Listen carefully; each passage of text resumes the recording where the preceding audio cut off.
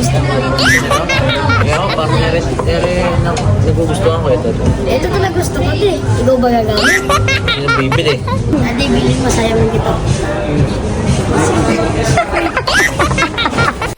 Hello mga mamis, pagkapasok nga namin dito sa entrance, makikipag-upper nga lang sana talaga dito si Kyle. Gulat nga talaga siya, paano ba naman kasi hindi na nga daw siya binitawan dito. Natak na nga lang siya at nakipaglaro sa kanya, Diyos ko po. Founder and director of Pop Music Studio, Mr. Michael William Reyes, for his opening prayer. Kaya naman, lumapit nga si Kyle dito sa daddy niya para manghingi nga ng barya. Umabay na nga si Kyle dito kay mama, paano daw ba naman kasi ang bagal nga naming maglakad? Diyos ko po. Ali, dito nga pala kami sa SM Pampanga pumunta. Lapitan nga kaagad ni Kyle yung Spider-Man dito. Paano ba naman kasi naalala niya nga daw, nagpa-picture siya dyan nung 3 years old siya. Ilang beses nga talaga naming nadaanan to, pero ilang beses nga din talaga pumasok si Kyle dito sa loob. Hahanap din kasi talaga ako ng salamin dito. Kaya naman, ilang beses talaga namin siyang nadadaanan. Bali, nagmamadali na nga dito si Kyle dahil ngawit na nga talaga siya. Paano ba naman kasi kanina pa nga talaga kami dito, lakad ng lakad. At patulong na nga rin ako kay Kyle, pati na rin sa daddy niya kung ano ba yung magandang frame. Madami nga talagang pinasukat sa akin si Kyle, pati na rin yung daddy niya. Pero ang ending nga, wala din talaga akong nagustuhan sa mga pinasukat nila sa akin, Diyos ko po. Ano?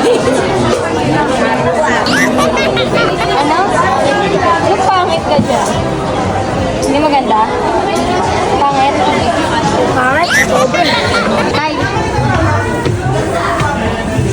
Ano gagawin mo dyan? Titingin. Titingin lang ah. Titingin lang. Iba nga sana kami titingin ng salamin pero nadaanan nga ulit ni Kyle to. Alam niyo bang pumunta ulit siya sa loob at tawang-tawa kami ng daddy niya. Paano ba naman kasi sinabi niya ngang titingin nga lang talaga siya dito. Pero ito maya-maya may pinapakita sa daddy niya. Itong daddy naman niya nauto yata, Diyos ko po. Sabi nga niya sa daddy niya ito yung gusto niyang hawak niya. Pero ang sagot naman sa kanya ng daddy niya mas maganda nga daw itong hawak niya, Diyos ko po. Siya daw ang gagamit kaya naman siya daw talaga ang pipili ng gusto niya. Kaya naman sinayawan niya na nga lang talaga dito yung daddy niya. Pero ang sabi sa kanya ng daddy niya, siya daw ang magbabayad. Wala namang choice yung daddy niya, kaya naman kung ano nga yung gusto ni Kyle, yun daw talaga yung bibili niya. Umili na nga din pala dito si Kyle ng string at nagulat talaga kami ng daddy niya. Okay, daddy. Di pa nga umuoo. Ay, hindi pa nga pala. Kala nga talaga namin nung una may pambayad dito si Kyle. Pero maya-maya, inaabot na nga niya sa daddy niya at nagulat talaga yung daddy niya. Paano ba naman kasi akala niya nga talaga si Kyle yung magbabayad? Sobrang kuripot pa naman tong si Kyle, Diyos ko po. Oh, we gonna do it now, sweet BM. Na gusto ko, nakuha ko na rin ang gusto ko. Rakit na tiki, mami, daddy, I love you. Dapat pang salamin ko. Ako yung bibili ng salamin B. Guys, alam mo kung bakit? Pero siya yung nakabili ng raketa. Guys, alam mo kung bakit? Ang gulo mamili, ayaw na Pinoy.